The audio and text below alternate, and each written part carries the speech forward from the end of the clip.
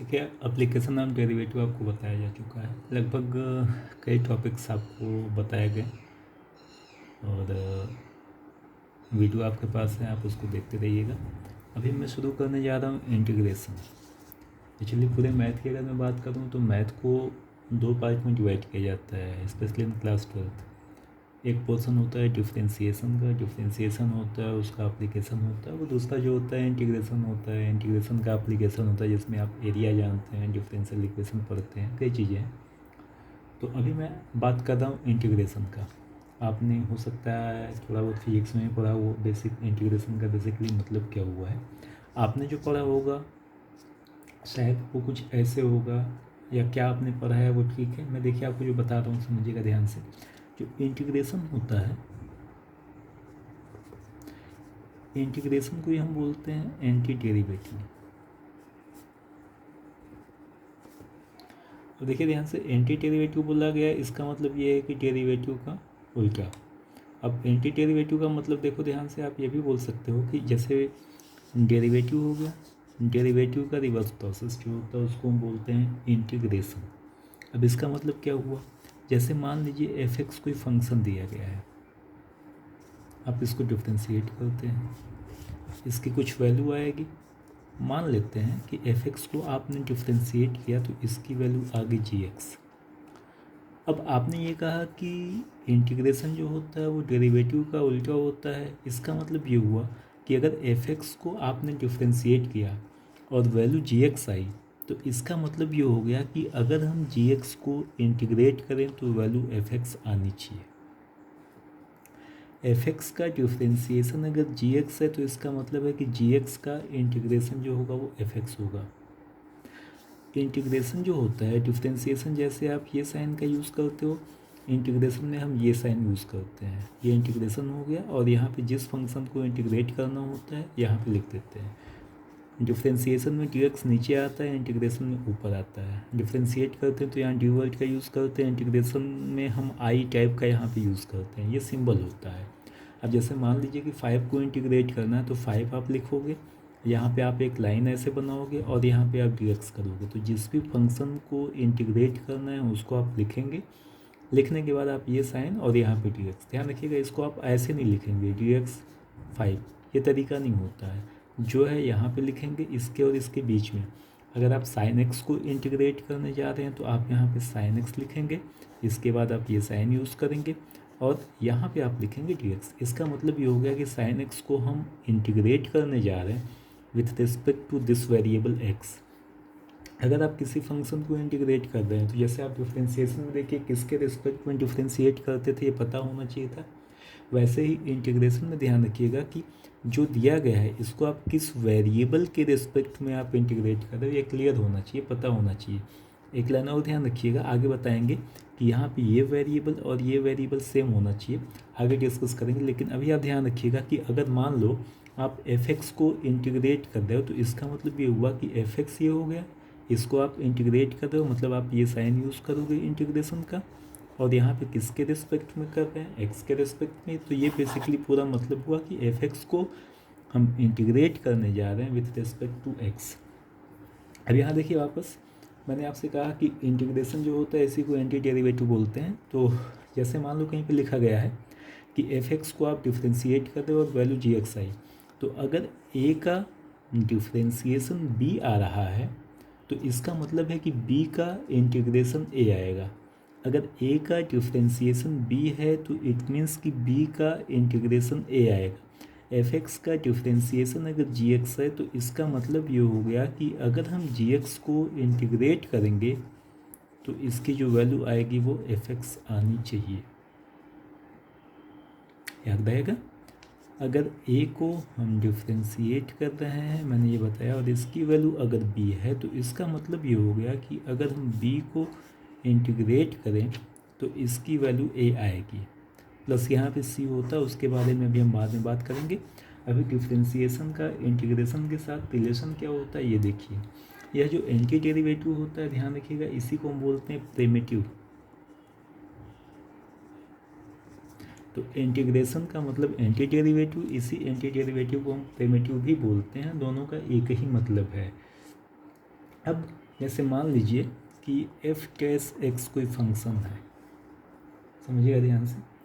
मान लीजिए ये दिया गया है कि एफ डैश एक्स जो है इसकी वैल्यू एफ एक्स है। एफ डैश एक्स अगर कोई फंक्शन है और इसकी वैल्यू अगर एफ एक्स दिया गया है तो इसका मतलब ये हो गया कि एफ एक्स जो होगा कैपिटल एक्स, ये एफ एक्स जो होगा इसको हम बोलते हैं integral, is called the integral या प्रिमिटिव। अब ये जो मैंने पूरा आपको बताया, इस पूरे को आगे थोड़ा सा एक्सप्लेन कर रहे हैं, काफ़ी सिंपल है जो बता रहे हैं, कोई सेंस नहीं है, लेकिन कुछ चीज़ें हैं आनी चाहिए आपको, इसलिए बता रहे हैं, ध्यान रखिएगा। मैंने आपसे कहा कि इंटीग्रेशन का ये साइन होता है, तो यह जो साइन होता है बेसिकली इसका मतलब होता है सम करना। अब इंटीग्रेशन में आपने इंडेफिनिट पढ़ा होगा थोड़ा बहुत, उसके बाद डेफिनिट पे आपने थोड़ा बहुत फिजिक्स में पढ़ा होगा। तो अगर हम यहाँ पे ये बोलते हैं तो ये हो गया इनडेफिनिट इंटीग्रल। अगर हम यहाँ पे लिख देते हैं ए से बी तो अब ये हो गया डेफिनिट इंटीग्रल, यहाँ से यहाँ के बीच में। आगे बात करेंगे। अगर देखो ध्यान से, मान लो कि एफ एक्स को हम इंटीग्रेट करने जा रहे हैं विथ रिस्पेक्ट टू एक्स, तो इसका मतलब ये हुआ कि एफ एक्स को हमने इंटीग्रेट किया विथ रिस्पेक्ट टू एक्स। ये पूरा सेंस होता है, पूरा मीनिंग होता है। अब आगे कुछ पढ़ा है उससे पहले आप कुछ बेसिक फार्मूले देखिए जो आपको आने चाहिए। क्या आना चाहिए? क्वेश्चन सॉल्व करते समय एक लाइन और देखिए, उसके बाद फार्मूले पे आते हैं। मैंने अभी आपसे कहा कि अगर हम एफ एक्स को डिफ्रेंशिएट करते हैं और इसकी वैल्यू अगर हम जी एक्स मान लें, सपोज करो, तो आपको ये बताया गया कि जी एक्स का जो इंटीग्रेशन होगा वो क्या होगा, एफ एक्स होगा। अब देखो ध्यान से, एफ एक्स की वैल्यू 2 सेकेंड के लिए मान लेते हैं, या इसी को अगर हम ऐसे बोलें कि एफ एक्स का डिफ्रेंशिएशन अगर जी एक्स है तो जी एक्स का इंटीग्रेशन एफ एक्स है। मान लो यहाँ पे अगर मैं एफ एक्स न लिख के एफ एक्स प्लस सी कर देता हूँ, सी यहाँ पे कोई एक कांस्टेंट है, अगर इसको हम डिफ्रेंशिएट करें तो अब इसकी वैल्यू कितनी वापस आएगी, जी एक्स, क्योंकि सी का डेरिवेटिव तो 0 होता है। तो इसका मतलब ये है कि यहाँ पे अगर हम जी एक्स को इंटीग्रेट करें तो वैल्यू क्या आनी चाहिए, एफ एक्स प्लस 5 आनी चाहिए, एफ एक्स प्लस सी आनी चाहिए। लेकिन अभी तो आपने कहा था कि जी एक्स का इंटीग्रेशन एफ एक्स है, यहाँ पे आप कह रहे हैं कि एफ एक्स का इंटीग्रेशन जी एक्स का इंटीग्रेशन एफ एक्स प्लस सी है। इसका मतलब ये है कि यहाँ पे सी मिसिंग है। तो जब भी हम इंटीग्रेट करते हैं किसी भी फंक्शन को, ध्यान रखिएगा सी हम जरूर से लिखते हैं, जरूर से लिखते हैं। क्यों लिखते हैं, एक एग्जांपल लेके बता रहे हैं। मान लीजिए साइन एक्स को आपने डिफ्रेंशिएट किया, पता है आपको कि साइन एक्स का डिफ्रेंशिएशन होता है कॉस एक्स। तो इसका मतलब ये हुआ कि अगर हम कॉस एक्स को इंटीग्रेट करें तो क्या आना चाहिए, साइन एक्स आना चाहिए। ए का डिफ्रेंशिएशन अगर बी है तो इसका मतलब ये हुआ कि बी का इंटीग्रेशन जो होगा वो ए आएगा, यही मैंने आपको बताया।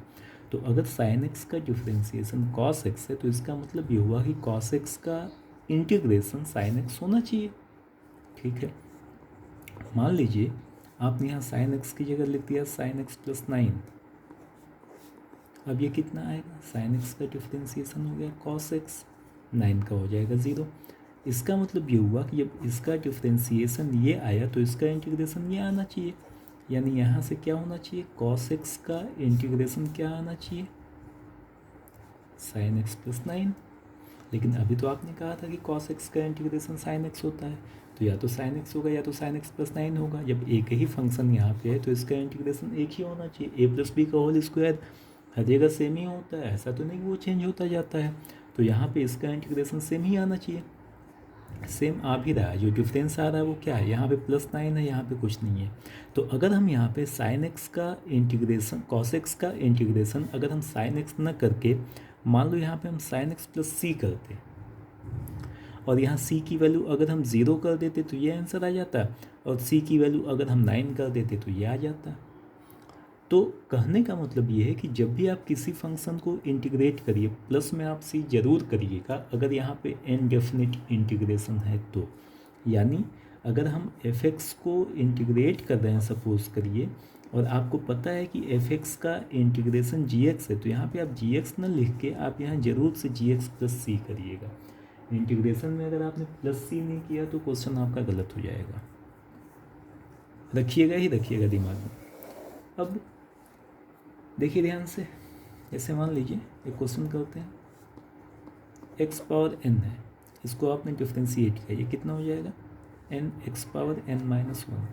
तो इसका मतलब ये हो गया कि n x power n minus one को अगर हम इंटीग्रेट करेंगे, अगर इस पूरे को हम इंटीग्रेट करेंगे तो क्या आना चाहिए, ये एक्स पावर एन और प्लस में क्या आना चाहिए, सी आना चाहिए। अब देखो कैसे आया, एक्स पावर एन का डिफ्रेंशिएशन अगर ये होता है तो इसका मतलब ये है कि इसका इंटीग्रेशन ये आएगा प्लस में, अभी मैंने आपसे कहा कि सी आपको लिखना ही लिखना है, ध्यान रखिएगा। अब कुछ बेसिक्स पे आते हैं, जैसे मान लीजिए कहीं पे ये लिखा गया है, समझिएगा ध्यान से, साइन एक्स, इसका डिफ्रेंशिएशन होता है कॉस एक्स। इसका मतलब क्या हो गया कि अगर हम कॉस एक्स को इंटीग्रेट करेंगे तो ये कितना आएगा, साइन एक्स प्लस सी। इसका मतलब ये है कि अगर कोई आपसे कहता है कि इंटीग्रेशन ऑफ कॉस एक्स की वैल्यू बताए विथ रिस्पेक्ट टू एक्स, तो आपका आंसर आना चाहिए साइन एक्स प्लस सी। अगर हम कॉस एक्स को डिफ्रेंशिएट करते हैं तो ये आता है माइनस साइन एक्स। तो इसका मतलब ये हुआ कि साइन एक्स को अगर हम इंटीग्रेट करेंगे साइन एक्स को, तो ये माइनस साइन यहाँ पे आ जाएगा, तो ये कितना हो जाएगा, माइनस कॉस एक्स प्लस सी। अगर हम टेन एक्स को डिफ्रेंशिएट करते हैं और वैल्यू आती है सेक स्क्वायर एक्स, तो इसका मतलब ये हुआ कि अगर हम सेक स्क्वायर एक्स को इंटीग्रेट करेंगे तो वैल्यू क्या आनी चाहिए, टेन एक्स प्लस सी। अगर हम कॉट एक्स को डिफ्रेंशिएट करते हैं, वैल्यू आती है माइनस कोसेक स्क्वायर एक्स, तो यहाँ से देखिए कोसेक स्क्वायर एक्स का इंटीग्रेशन, इस माइनस साइन को यहाँ भेज देते हैं, यानी हो जाएगा कोसेक स्क्वायर एक्स का जो इंटीग्रेशन होगा ये हो जाएगा माइनस कॉट एक्स प्लस सी। समझ में आ रहा होगा। अगर हम बात करें सेक एक्स का डिफ्रेंशिएशन होता है सेक एक्स टेन एक्स। इसका मतलब ये हुआ कि अगर हम सेक एक्स टेन एक्स को इंटीग्रेट करते हैं तो वैल्यू कितनी आ जाएगी, सेक एक्स प्लस सी। और फाइनली अगर हम कोसेक एक्स की बात करें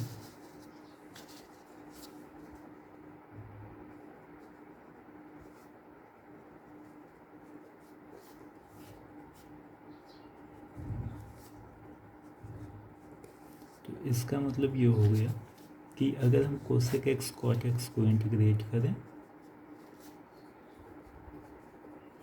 तो ये कितना हो जाएगा, माइनस साइन को यहाँ भेज देंगे, माइनस कोसेक एक्स प्लस सी।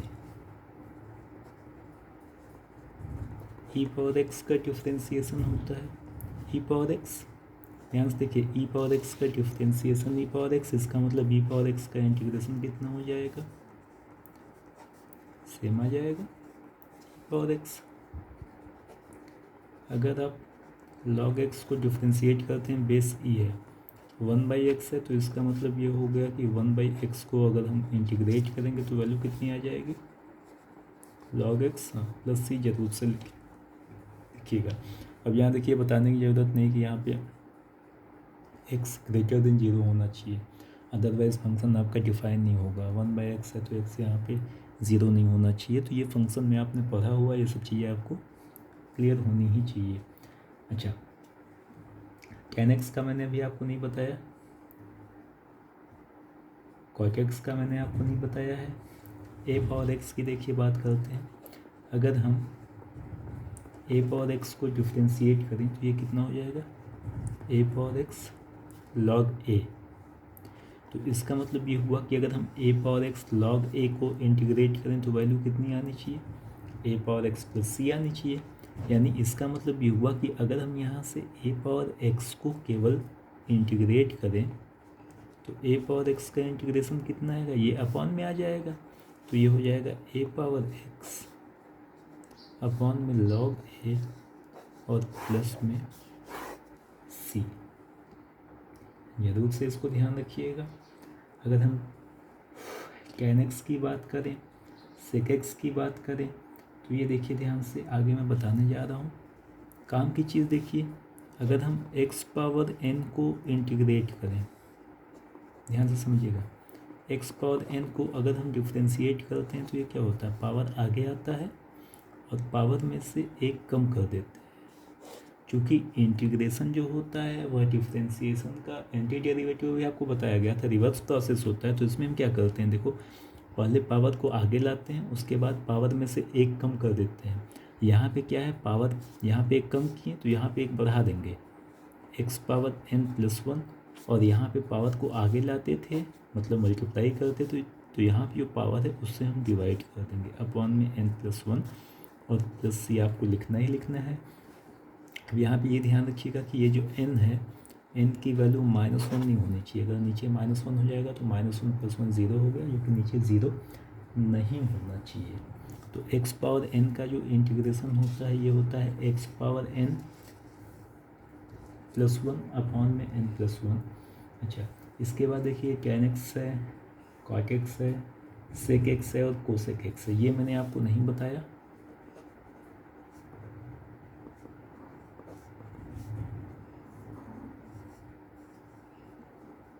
tan x का इंटीग्रेशन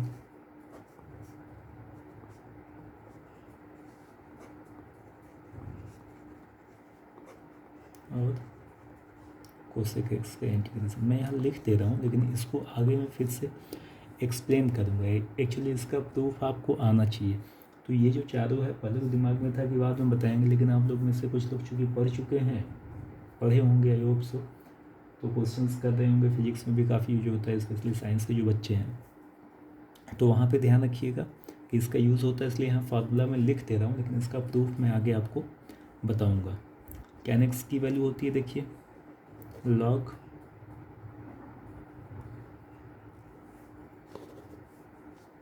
sec x प्लस सी, इसी को लिखा जाता है minus log cos x। cot x होता है, इसी को लिखा जाता है minus log cos x plus C. cot x का होता है log sin x प्लस सी।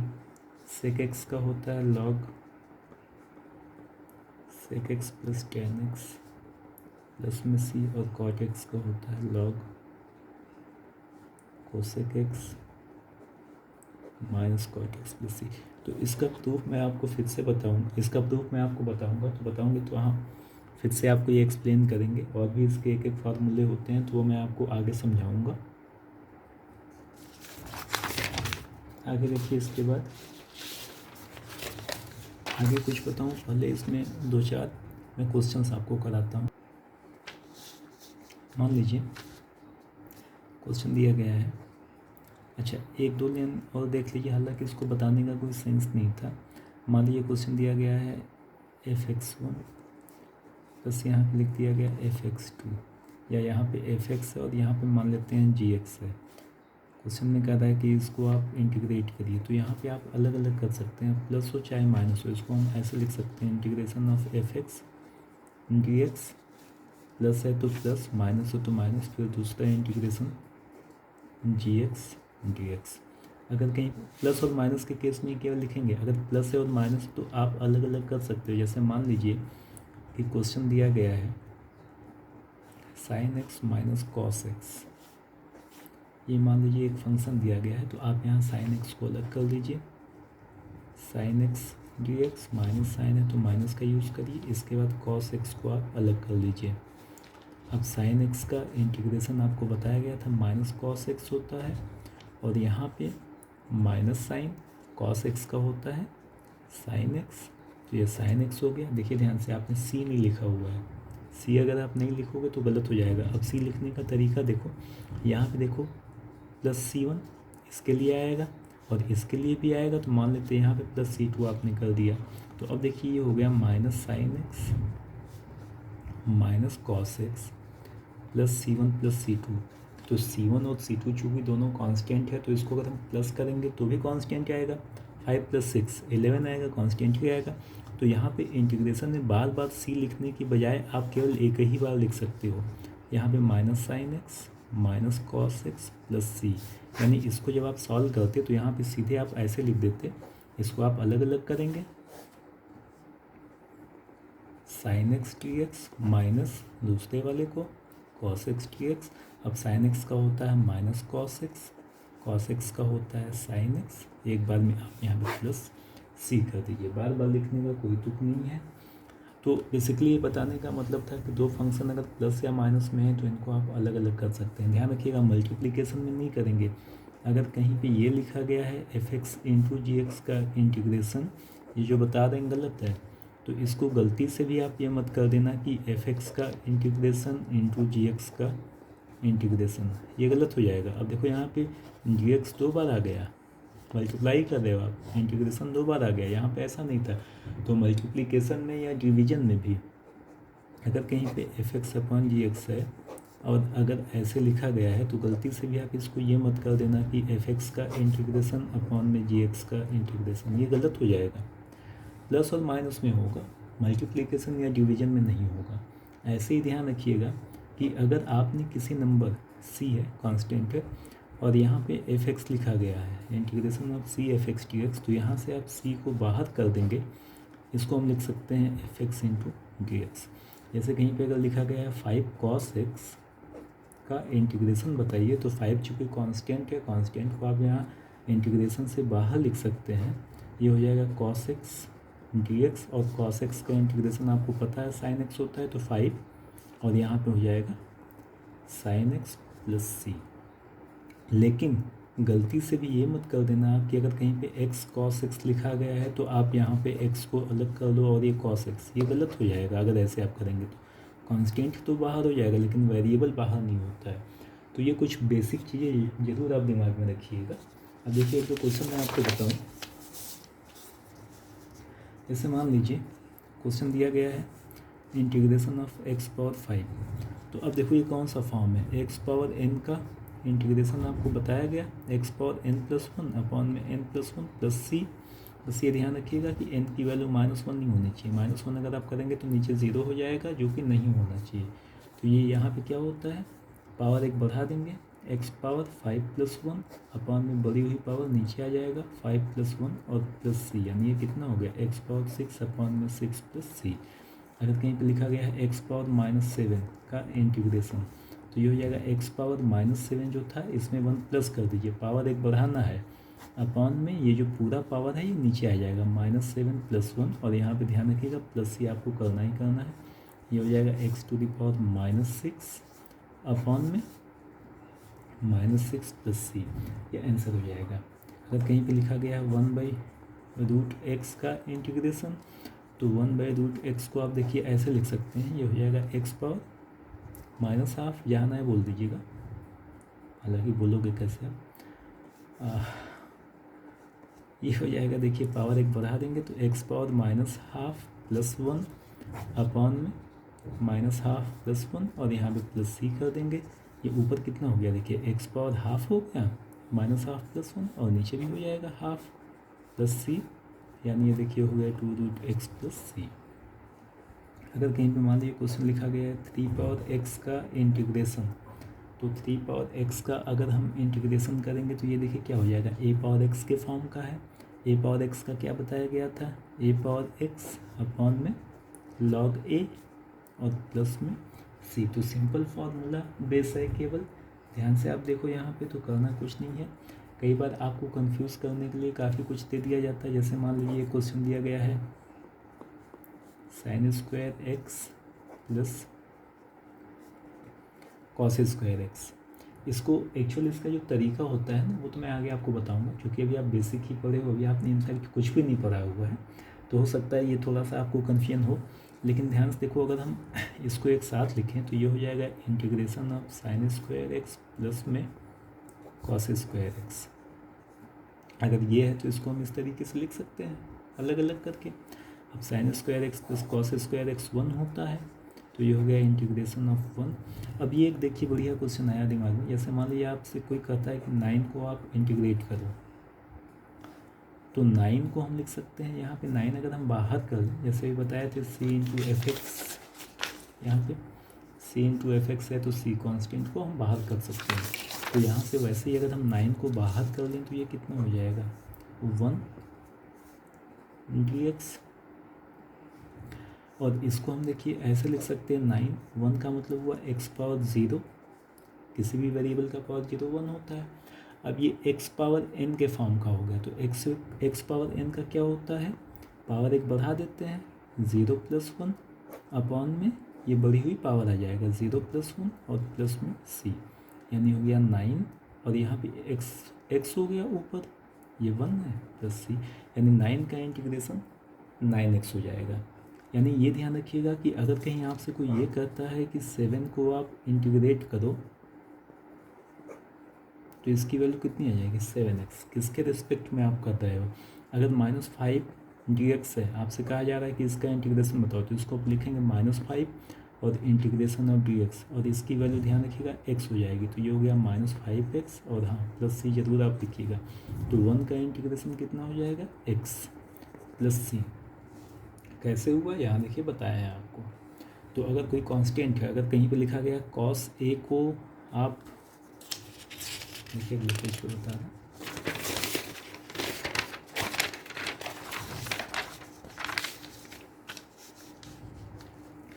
अगर आपसे ये कहा जा रहा है कि cos a को with respect to x integrate करिए, तो ध्यान करिए डिफ्रेंसिएशन में मैंने आपको बताया था कि cos a का डिफ्रेंसिएशन माइनस साइन नहीं होता। अगर x के रिस्पेक्ट में पूछा जा रहा है, ये बच्चे बार बार गलती करते हैं, अगर मान लीजिए कहीं पे ये लिखा गया है तो इसको आप माइनस साइन a नहीं करेंगे, ये गलत हो जाएगा, इसका डेरिवेटिव 0 हो जाएगा। यहाँ पे a जो है कांस्टेंट है, तो वैसे यहाँ पे देखो cos a बाहर चला जाएगा, इसको हम ऐसे लिख सकते हैं cos a बाहर चला गया, यहाँ पे क्या बचा 1, और इसकी वैल्यू क्या आती है x, तो ये हो गया x, और यहाँ पे cos a था प्लस में c। तो बेसिकली कहने का मतलब ये है कि अगर कोई केवल कांस्टेंट है तो उसको बाहर कर लेंगे, या कांस्टेंट में x से मल्टीप्लाई करके प्लस में c कर देंगे, ध्यान रखिएगा। एक दो क्वेश्चन और देखिए, ऐसे मान लीजिए लिखा गया है sec x plus tan x का इंटीग्रेशन बताइए। क्या करें, कुछ नहीं, सिंपल इसको मल्टीप्लाई करते हैं पहले, तो ये हो जाएगा sec स्क्वायर x प्लस यहाँ पे sec x tan x हो गया, अलग अलग कर लेते हैं इंटीग्रेशन ऑफ, ये हो गया sec square x dx plus यहाँ पे integration of sec x tan x dx। अब बताया था, याद करो, इंटीग्रेशन के फॉर्मूले एक दिन में नहीं हो पाएंगे, लेकिन अगर आप कोशिश करोगे, मेहनत करोगे तो हो जाएगा।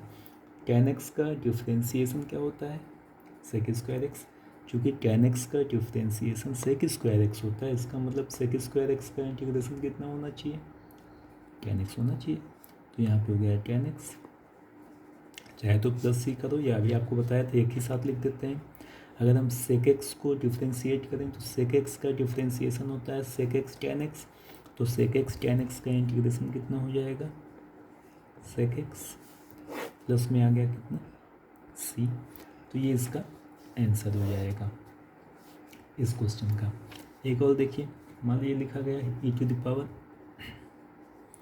a log x base e दिया गया है, प्लस एक और ले लेते हैं, मान लेते हैं e⁻ दिया गया है x log a बेस यहाँ पे भी e दिया गया है, और प्लस में मान लेते हैं यहाँ पे साइन अल्फ़ा, और इस पूरे को इंटीग्रेट करना है with respect to x। Question मैं यहाँ पे समझा रहा हूँ, लेकिन एक लाइन देखो ध्यान से, e⁻ पहले को बता दें, a log x है, बेस e है, ये चीज़ देखो ध्यान से यहाँ पे आ जाएगा। अगर कहीं पे x⁻ a है ये, तो ये चीज़ आगे आता है, इसको हम लिखते हैं a log x, तो कहीं पे अगर a log x है तो इसको हम ऐसे लिख सकते हैं log x के पावर a, तो यहाँ पे देखिए a log x जो है इसको हम लिख सकते हैं e⁻ log x power a, ये आगे वाली चीज़ पावर पे आ जाएगी, बेस ई है।